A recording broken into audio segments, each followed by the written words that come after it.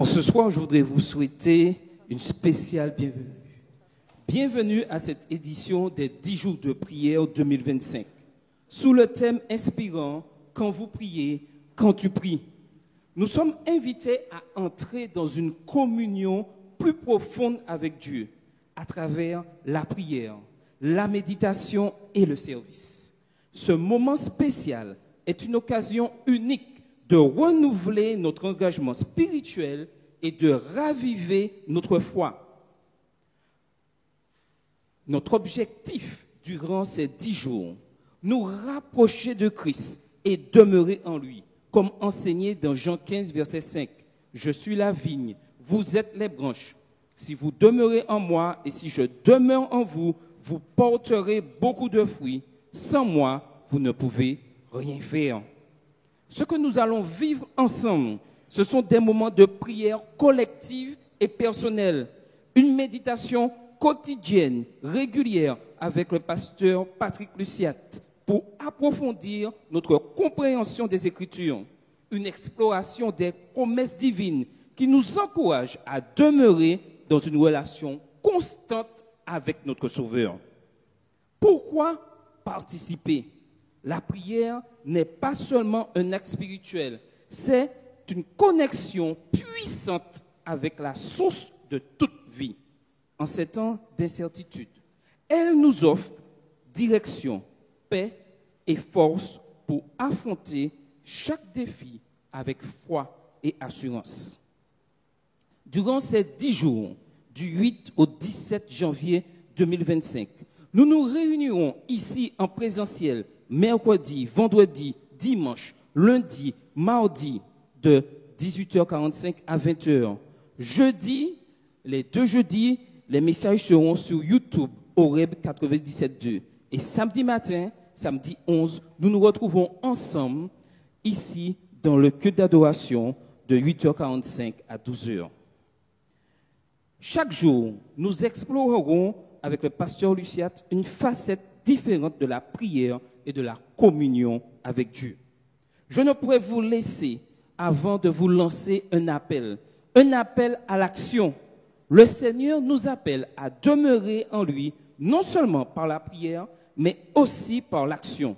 Nous vous encourageons, avec l'aide de l'Esprit de Dieu, à accomplir des actes de bonté envers votre prochain. Pasteur Luciat et l'équipe de l'église d'Oreb, de l'équipe de l'église de Bérite et l'église de Bethel vous invitent chaleureusement à cette expérience spirituelle transformatrice. Que ces 10 jours soient pour chacun une bénédiction et un moment de renouveau spirituel profond. Amen. Ensemble, demeurons en lui et soyons témoins de sa puissance agissante dans nos vies et nos communautés. Bon 10 jours de prière à tous et que le Seigneur vous bénisse. Amen.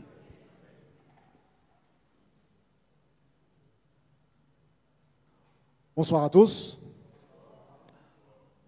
Content de voir que nous sommes rassemblés ce soir à nouveau avec 3 églises du district pour ce moment important des 10 jours de prière. Nous mettons l'accent sur la prière et je crois que c'est la meilleure chose qu'une église puisse faire, rester en contact avec Dieu par la prière. Donc nous allons vivre ces 10 jours, comme cela a été indiqué tout à l'heure, à l'exception du jeudi soir où nous ne serons pas en présentiel. Donc demain soir, le programme se fera sur YouTube, ce sera diffusé donc sur YouTube. Et jeudi prochain également. Et le reste des soirs, nous serons ici. Et le samedi, chaque communauté sera dans son lieu de culte. Alors ce soir, nous allons lancer l'expérience des 10 jours de prière dans notre district. C'est important de prier. Vous allez vous rendre compte qu'une part importante du temps que nous passons ici sera consacrée à la prière. Mais je crois que nous faisons bien, avant de plonger dans la prière, de prendre le temps de considérer la parole de Dieu. Et c'est ce que nous allons faire. Nous allons utiliser quelques minutes pour examiner un texte de la Bible et laisser la substance, la sève du texte enrichir nos âmes, nous rafraîchir spirituellement et nous amener dans une expérience enrichissante. Ce soir, nous allons considérer essentiellement un passage tiré de l'évangile de Jean. Je vous invite d'ailleurs à prendre ce texte, l'évangile de Jean, au 15e chapitre. Jean chapitre 15. Et nous allons considérer les premiers versets de ce chapitre. Jean 15. Alors si vous avez votre Bible, vous avez certainement déjà trouvé le texte, que vous soyez ici ou derrière votre écran. Et ce texte-là, il est d'une richesse infinie. Je le considère comme extraordinaire. Et je nous invite à vraiment puiser dans ce qu'il a à nous enseigner. Alors, n'allons pas être trop long, mais nous essaierons quand même de mettre le doigt sur les points saillants du texte. Le passage commence par une déclaration de Jésus. Jésus fait une déclaration et il dit, je suis, aidez-moi, qu'est-ce qu'il dit? D'ailleurs, regardez la diapo à l'écran, c'est ce que Jésus dit, je suis le vrai cep. Qu'est-ce qui vous marque dans cette déclaration? Je suis le vrai cep. Ça veut dire quoi ça?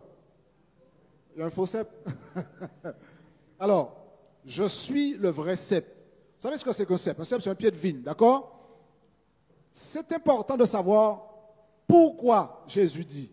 Et la question est posée. Pourquoi est-ce que Jésus dit « Je suis le vrai cep » Alors, un peu de contexte, d'accord? Jésus ne dit jamais les choses par hasard. Moi, je pense que quand il dit quelque chose, il y a une leçon derrière, il y a un enseignement qu'il désire nous communiquer. Et quand Jésus dit « Je suis le vrai cep », on oublie ça souvent et la plupart des gens disent « Jésus a dit « Je suis le cep ». Vous êtes les sarments. Non, Jésus a dit « Je suis le vrai cep ». Pourquoi est-ce qu'il le dit? Il faut bien faire un petit retour dans l'Ancien Testament, notamment où Israël, le peuple de Dieu, Israël, a été souvent comparé à une vigne. Si on avait le temps, on aurait pu lire beaucoup de textes, mais je peux simplement mentionner, vous voyez à l'écran, j'ai mis juste 2 textes dans la diapo suivante.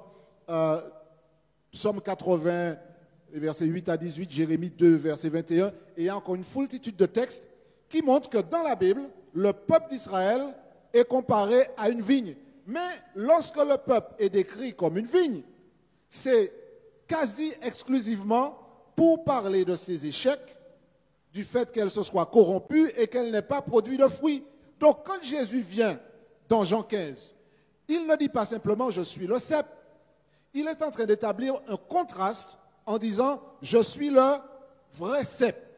Israël, qui était mon peuple choisi pour accomplir une mission, a multiplié les échecs et n'a pas réalisé la mission que je lui avais confiée. Maintenant, il y a une nouvelle donne. Je suis le vrai cep. C'est plus Israël qui est la vigne, c'est moi le cep. Il y a un cep. Et maintenant, ceux qui font partie de mon peuple doivent se greffer à moi, doivent être connectés à moi pour pouvoir produire du fruit. Donc, on entre là dans une nouvelle dimension. Jésus dit, je suis le vrai cep. Moi, j'accomplis la loi de mon Père. Je vais porter du fruit, contrairement à Israël. Donc, c'est très important pour Jésus de prendre cette image-là, parce que c'est une image qui est commune au sein du peuple. Ceux qui entendent Jésus dire cela savent très bien que dans les Écritures, le peuple est comparé à une vigne. Et là, Jésus est en train de dire que ceux qui veulent être attachés à lui pourront l'être. Et à ce moment-là, les hommes et les femmes qui feront cette expérience-là pourront produire du fruit. Mais il ajoute autre chose. Il ne dit pas simplement « je suis le vrai cep », il dit quoi encore? Toujours dans le verset premier. « Mon Père est le vigneron ». Que fait le vigneron? Le vigneron, c'est celui qui s'occupe de la vigne, d'accord? Donc, reprenons bien l'image. Jésus vient et dit, mes amis, l'idée que Israël, c'est la vigne, ça c'est l'histoire ancienne. Maintenant, je suis le vrai cep. D'accord? Je suis le vrai cep. Et mon Père, c'est le vigneron. Il s'occupe de la vigne et il sait comment faire. Dieu, c'est le vigneron par excellence. Donc, quand moi, aujourd'hui, en 2025, je lis ce texte, je ne lis pas un texte simplement qui partage avec moi ce que Jésus a fait à l'époque. Quel est l'intérêt? L'intérêt, c'est de savoir pourquoi ce texte-là, lu aujourd'hui en plein 21e siècle, a une résonance particulière pour nous, chrétiens des temps modernes. Donc Jésus me dit, je suis le vrai cep, mon Père, c'est le vigneron. Et le vigneron, il fait plusieurs choses. Et dans le passage que nous sommes en train de considérer, il y a 2 éléments qui sont mentionnés. Regardez bien. Il dit quoi au verset 2? Tout sarment, c'est-à-dire toute branche, qui est en moi, presque à monter cette partie-là, tout sarment qui est en moi et qui ne porte pas de fruits, il le retranche.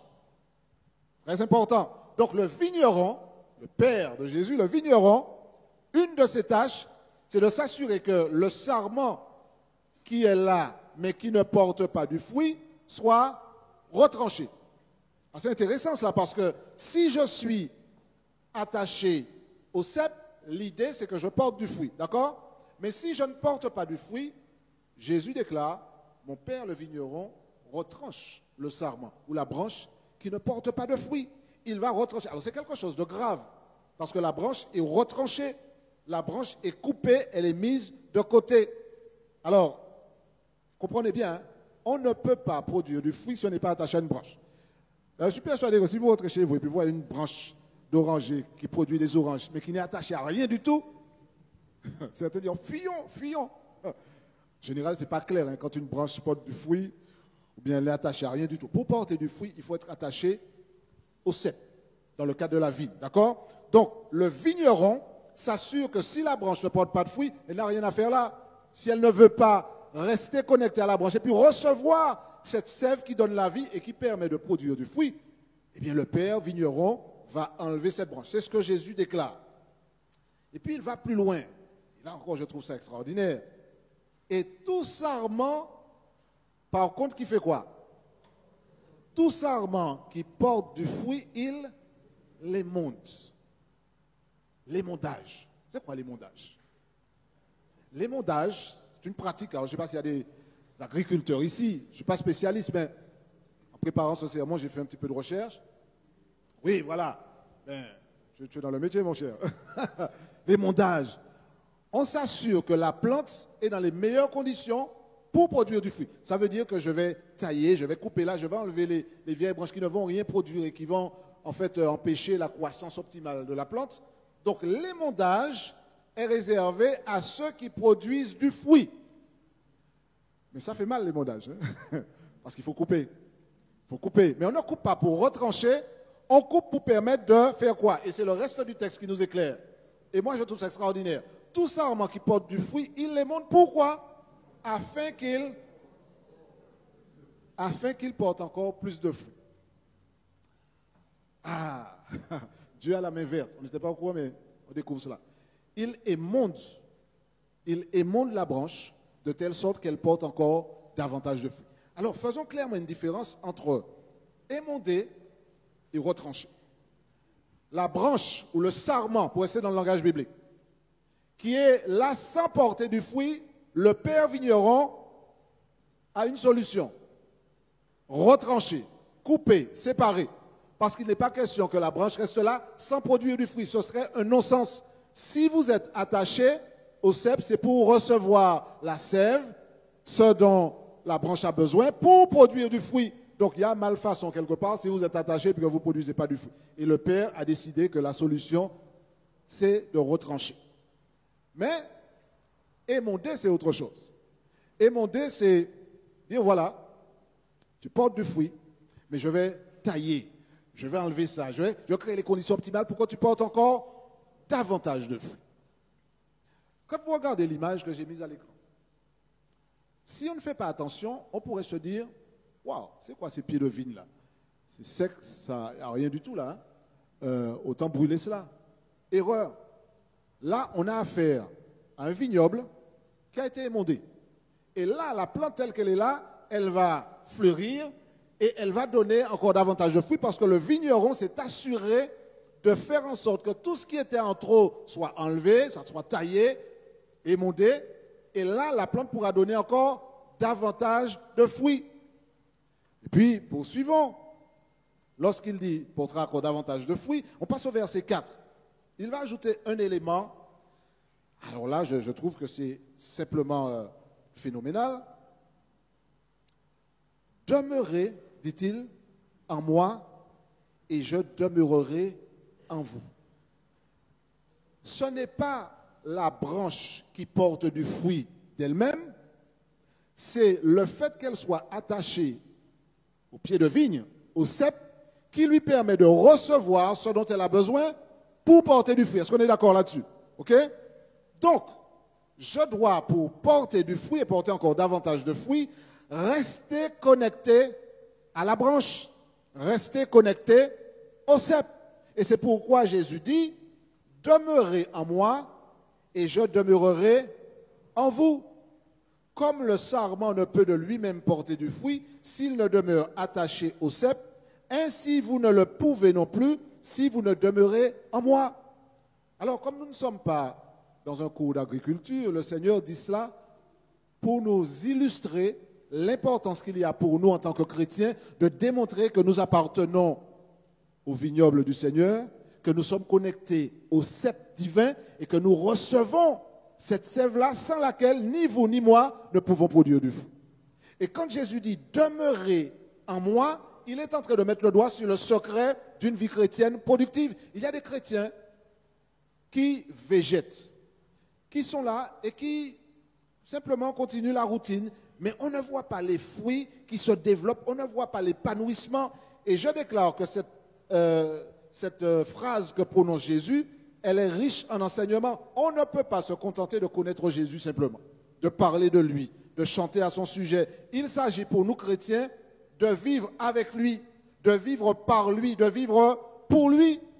Parfois, on essaie par nos propres moyens d'être de bons chrétiens. En plus, nous sommes en janvier. Donc on va dire, voilà, à partir de janvier, là, cette année-là, ce sera différent. Et puis, on essaie de faire en sorte qu'on se batte pour être des chrétiens exemplaires. On arrête de pécher, on arrête de faire ceci, on arrête de faire cela. On est parti sur le bon pied. Vous et moi, nous savons, si nous ne voulons pas nous mentir à nous-mêmes, que vous pouvez faire tous les efforts que vous voulez. À un moment ou à un autre, la réalité vous rattrape. Elle vous met en plein visage le fait que vous êtes fait d'argile et que les bonnes intentions ne produisent pas nécessairement, systématiquement et automatiquement des résultats. Personne ici ne peut dire, voilà, je vais arrêter de faire telle mauvaise chose. On n'a pas les moyens nous-mêmes et beaucoup de chrétiens deviennent névrosés, deviennent malades parce qu'ils se rendent compte qu'ils multiplient échec sur échec. Ça fait 25 ans que je demande à Dieu pardon pour le même péché. Il y a un problème quelque part. Chaque fois que je me regarde dans le miroir, je me dis, mais quel genre de chrétien je suis?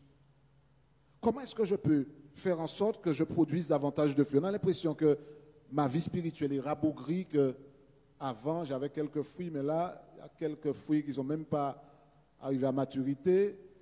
Vous voyez, c'est pas terrible. On ne peut même pas aller vendre ça sur le marché, il n'y a rien. Quel est le secret? Et Jésus nous le donne. Demeurez en moi et je demeurerai en vous. Vous ne pouvez pas produire du fruit de vous-même. On ne peut pas être de bons chrétiens simplement en chantant 2 cantiques, en lisant 3 psaumes et puis en venant à l'église 2 ou 3 fois. En plus, on ajoute une sainte scène dessus pour faire bonne mesure. Ça ne fait aucun effet si nous ne sommes pas connectés au cep, au vrai cep. Et c'est ce que Jésus est en train de nous dire. Essayez par ses propres moyens d'obéir à la volonté de Dieu, d'être un bon chrétien, de marcher droit, c'est mission impossible. Notre combat, et frères et sœurs, pour moi c'est capital de dire ça et d'intégrer cela. Notre combat n'est pas d'essayer d'être de meilleurs chrétiens. Ce n'est pas ça notre combat. Nous n'allons pas y arriver. Je ne veux pas être négatif. Notre combat, ce n'est pas d'essayer de faire en sorte qu'on ne pêche plus. Mon combat, c'est de rester connecté à la seule personne qui peut me permettre de ressembler à Jésus. C'est ça mon combat. Et quand j'aurai compris cela, je ferai ce que Jésus a dit, je demeurerai en lui, connecté au cep. Et quand je serai connecté au cep, eh bien je suis sûr que si je reçois ce qu'il me donne, je produirai du fruit. Et je laisserai le Seigneur m'émonder. Vous vous rappelez l'émondage dont on a parlé tout à l'heure? Parfois, on dit, Seigneur, je ne comprends pas pourquoi tu permets telle chose. Je ne comprends pas pourquoi tu permets ça. Là, le Seigneur, parfois, il sait, je dis bien parfois, il nous permet de traverser dans certains canyons parce qu'il sait les conditions qui nous permettront de porter davantage de fruits passent par ce chemin-là. Mais nous, comme nous ne voyons pas clair, nous croyons que nous sommes sages, nous avons du mal à faire confiance à Dieu et nous n'arrivons pas à comprendre que si nous restons connectés à Dieu, il saura, avec son divin sécateur, couper là où il faut, rétrécir là où c'est nécessaire, faire en sorte que même si les gens me regardent, ils disent, mais ça c'est un... Je ne vois rien du tout là. Ils ne voient peut-être pas que le Seigneur est en train de me façonner comme un potier pour que le résultat soit à la hauteur de ce qu'il attend de moi. Et c'est ça l'expérience du chrétien qui est mûr. Il comprend qu'il est nécessaire et vital pour lui de rester connecté. Je ne suis pas esclave, je suis libéré dans ma tête. J'ai compris que mon combat, celui qui débouche sur la victoire, c'est celui qui m'amène à être connecté au cep qu'est Jésus-Christ, frères et sœurs. Si dans nos églises, nous nous contentions d'embrasser le combat, de rester connectés au cep au lieu de nous battre avec ceux qui sont autour de nous, on serait beaucoup plus loin. On serait davantage semblable à Jésus. Le rôle clé de la prière apparaît ici. Clé. Demeurez en moi et je demeurerai en vous. Restez connectés. Le demeurer ici est important. Il ne dit pas soyez connectés, il dit demeurez. Ça dit qu'à partir du moment où vous coupez la connexion, et vous ne pouvez plus télécharger les bénédictions, vous êtes déconnecté.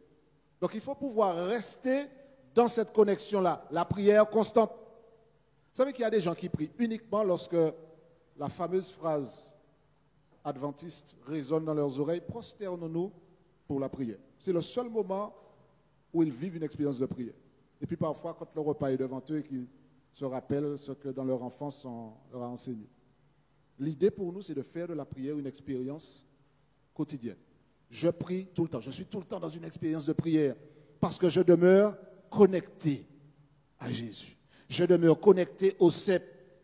Maintenant, je vais te dire une chose. Peut-être que ça sera mal perçu.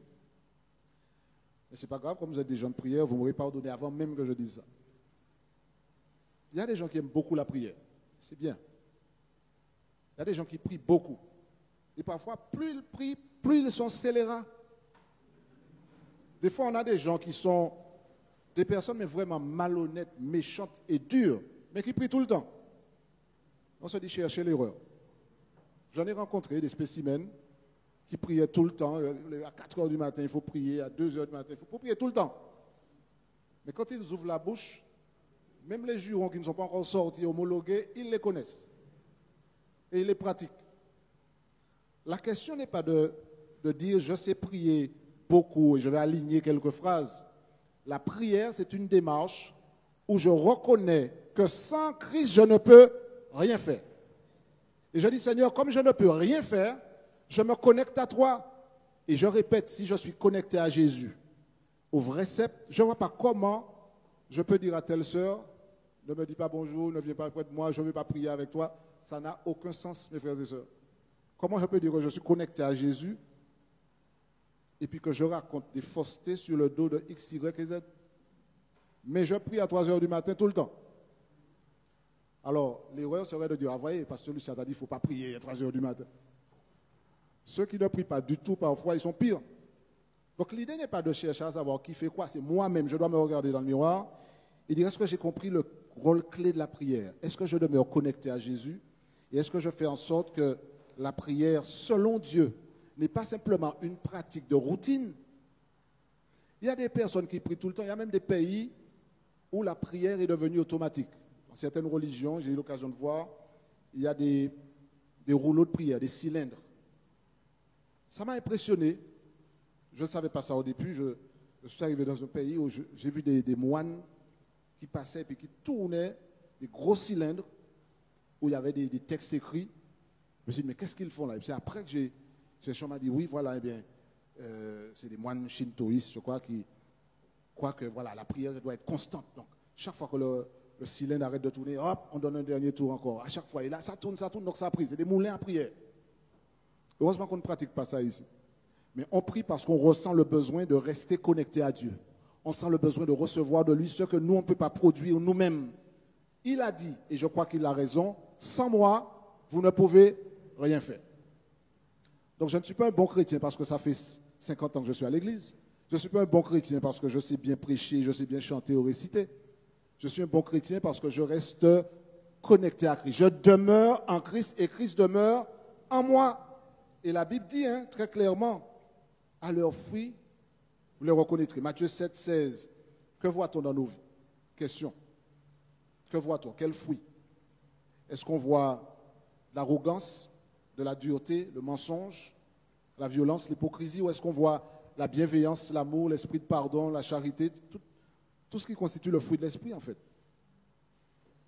Vous n'avez pas encore vu, rassurez-moi, des mangues poussées sur un oranger. Ou si un cocotier produit des maracujas, je suis sûr que vous allez boire de ce jus-là avec délectation. Vous allez se dire, qu'est-ce que c'est que cette histoire? Qu'est-ce que c'est que cette anomalie? Ben, on pourrait se poser la question, est-ce que nous, connectés à Jésus, nous ne sommes pas en train de donner l'image d'une anomalie chrétienne en étant connectés à Jésus, mais en ne produisant pas le fruit qui est le fruit de l'esprit? Je nous invite, et quand je dis nous, je me mets en tête de liste. Ce n'est pas parce que je vous parle là depuis cette plateforme que je vous dis ça et puis comment pas Adam. Adam. Donc ça veut dire que c'est nous tous qui sommes concernés. Restez connectés à Jésus. Les 10 jours de prière ne sont pas magiques. Je nous invite tous à être présents tous les soirs.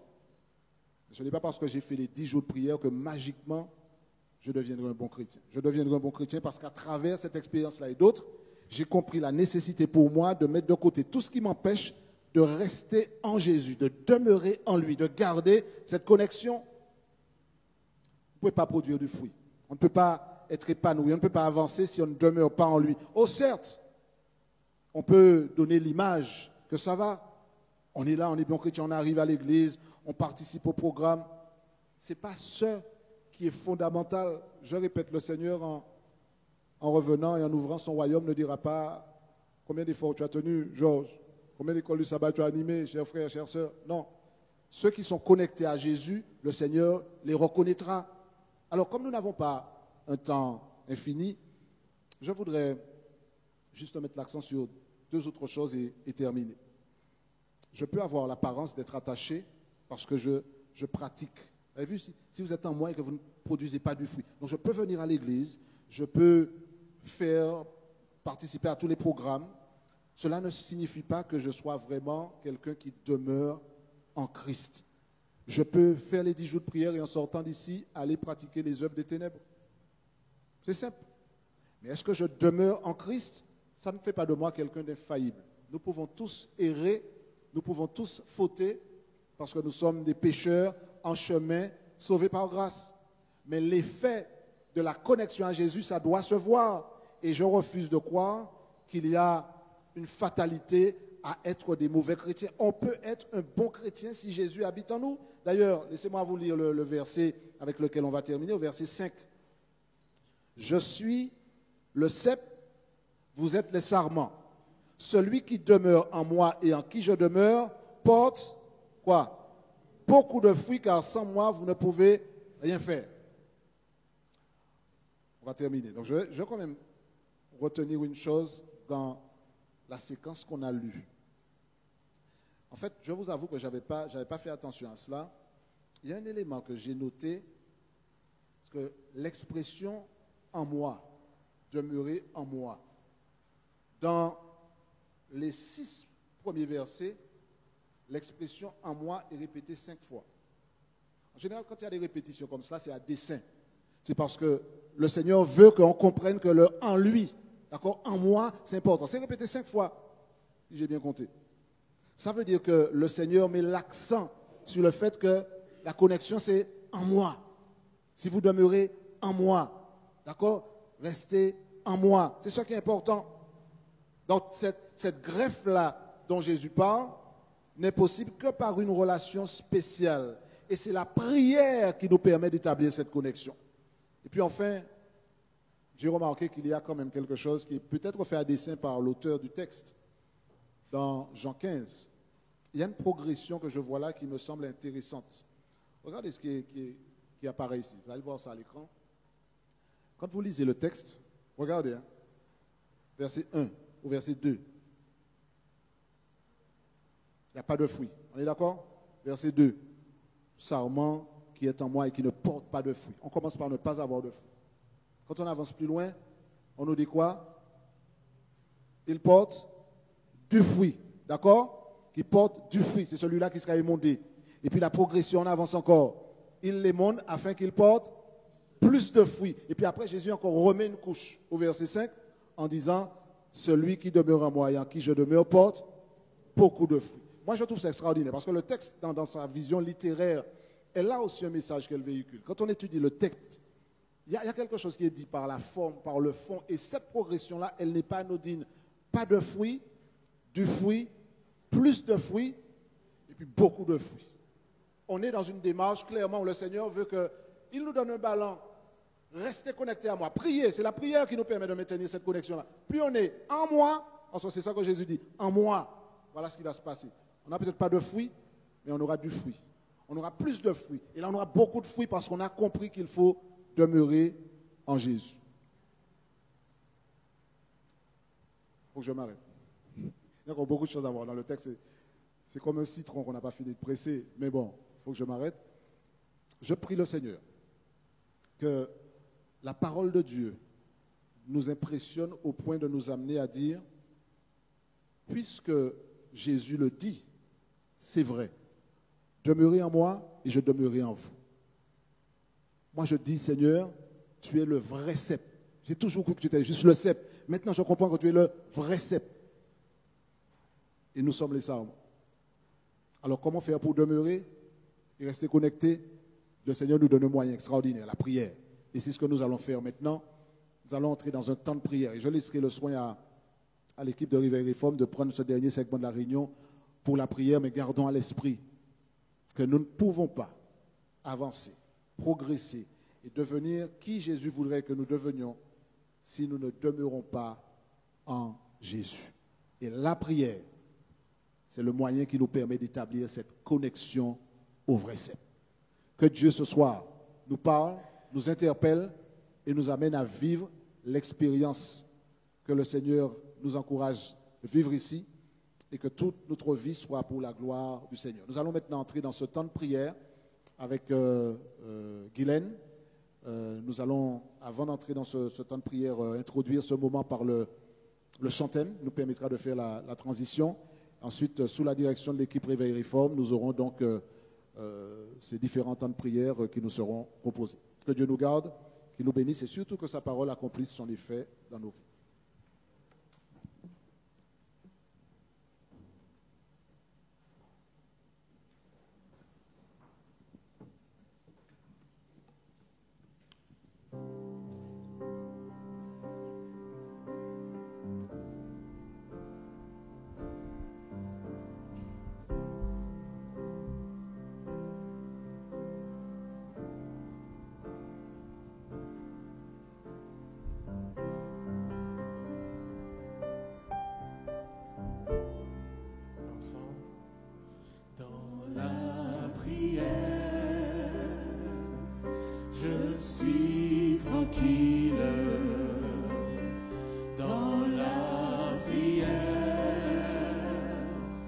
Je suis en paix,